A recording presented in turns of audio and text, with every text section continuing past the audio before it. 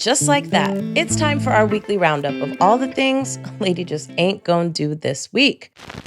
Number 1, more mass shootings, this time in Indiana. 20 years old, rifle and a pistol, more than 100 rounds of ammunition. Gunman killed 3 people and injured 2. What stopped him? Not police.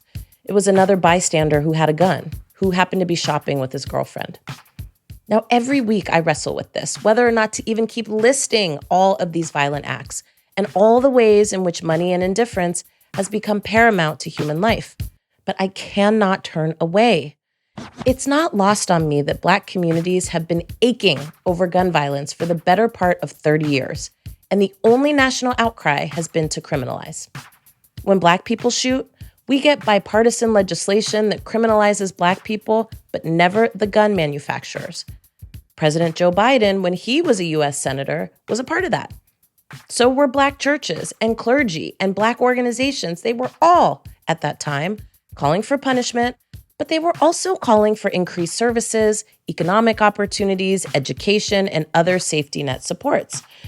So what you got was so-called liberal legislators who joined with conservative legislators, and they all agreed to pass laws to keep the Blacks in line and focus on punishment while doing very little about what puts guns in the people's hands in the first place.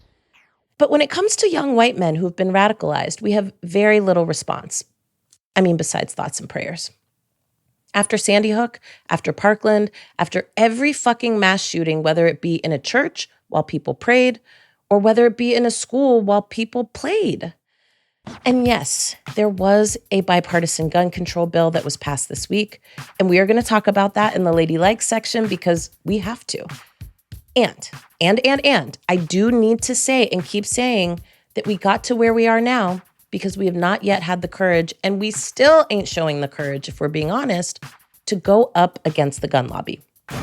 This week as well, the criminal trial for the Parkland shooter got underway. Nicholas Cruz killed 17 people at his high school, telling one student to get out because things are about to get bad. Now, last October, Cruz pleaded guilty to 17 counts of murder and 17 counts of attempted murder for killing 14 students and 3 teachers. This trial will determine not whether he's guilty or not, he already pleaded guilty, but whether he gets the death penalty or life in prison. And the trial's going to take months. We're going to spend months on punishment.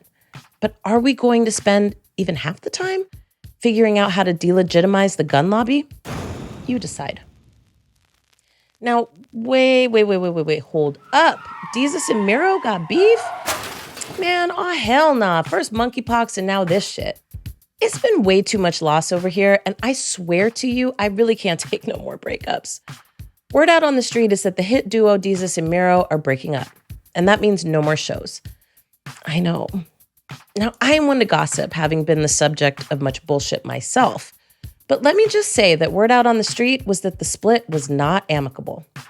Now, since the news dropped, the stories have all been scrubbed to sound more friendly, but it really does seem like there may have been some tensions behind the scenes, which would be really sad. Now, those of us out here will never know the true story of what went on in there, but nonetheless, let's send our love to this duo.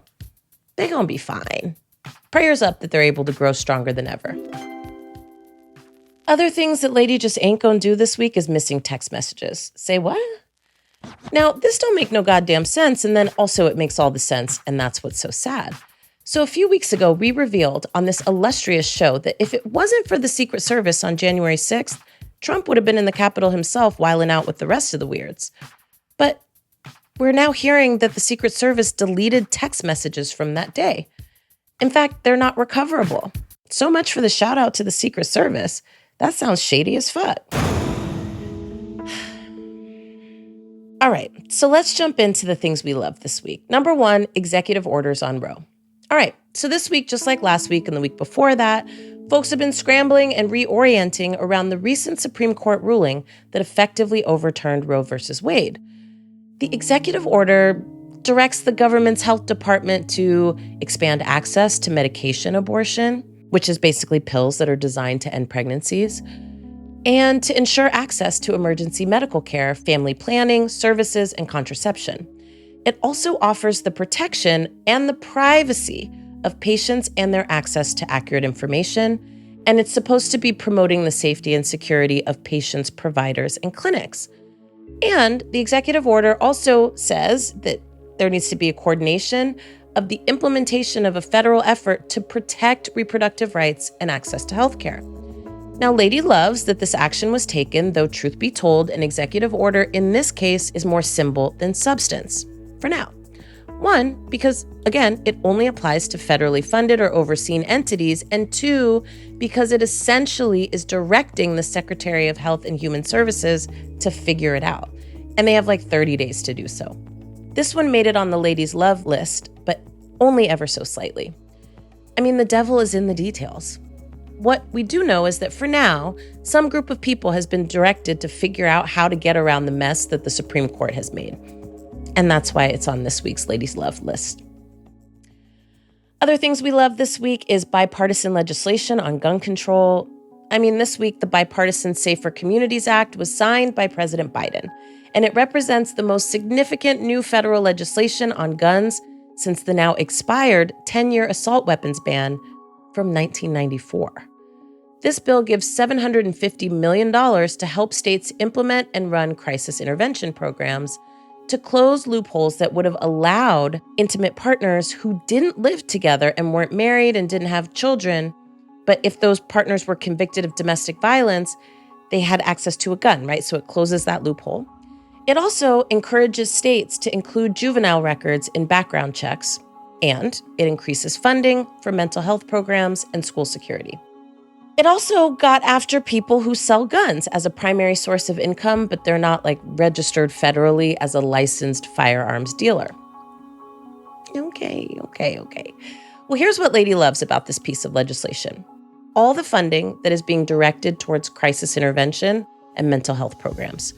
This is important and necessary, mostly because so much of the funding needed to address challenges in our communities was fucking gutted by Republicans years ago.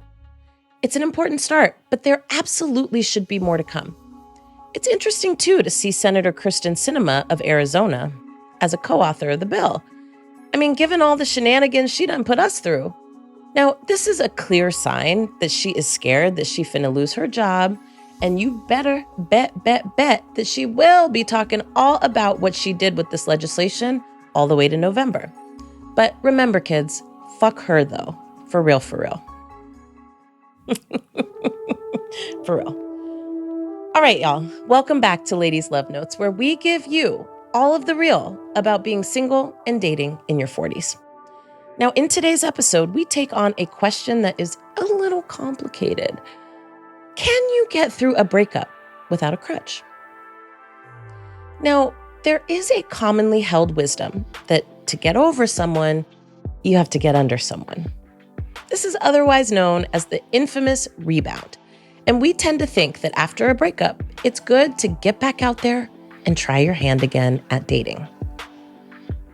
Yeah, I mean, honestly, I've heard it a lot, actually. When my ex and I broke up after 17 years together, it wasn't not 3 months later that one of our friends was telling us both that we needed to be dating. Date a lot, date everybody, date, they declared. I mean, this might have been because my ex was in fact dating someone 3 months after we broke up, but look, I think the intention here was to make us feel like it was normal to be doing so. I was seeing people.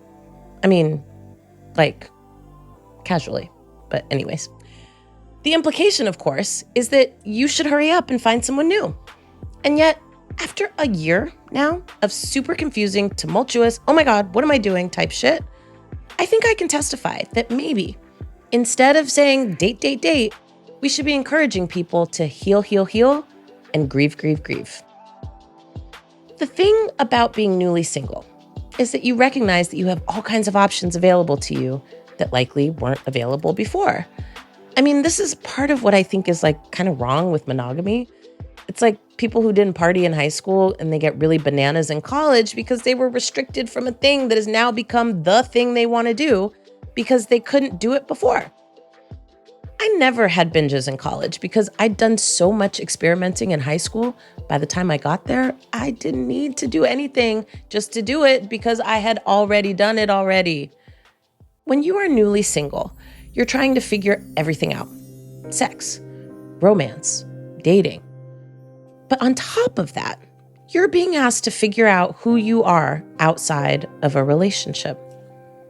It's actually a huge opportunity to touch those tender parts and say, hey, sugar, what do you need right now? The other thing, and perhaps the most important thing, is that when you end something with someone that was significant to you, there is loss there. And when there is loss, you absolutely must, without a doubt, grieve. Now, grief is the hard part of breakups. It's the nasty part. It's the part where we start tearing ourselves apart. Why did this happen? Why have I lost someone I care so much about? Why didn't it work out? Why didn't they choose me? What did I do or what did I not do? Inside of separation, there's loss. And when we lose, we are being called to excavate, investigate. Who am I now? What do I want and what do I need? And how can I give that, what I want and what I need, to myself, not just somebody else? Now, rebounding allows us to give and receive what we want and need to someone else and get it from someone else in exactly the same state we've always been in. And so we model the same patterns somewhere else with somebody new. I'm gonna tell y'all, I have been adamantly anti-relationship since breaking up with my ex. Even though I fell super hard for someone, I could not be in a relationship with them. Mostly because even though I really wanted the stability in a time of what felt and still feels in ways like complete chaos, I also wanted the healing of learning who I am not in a relationship.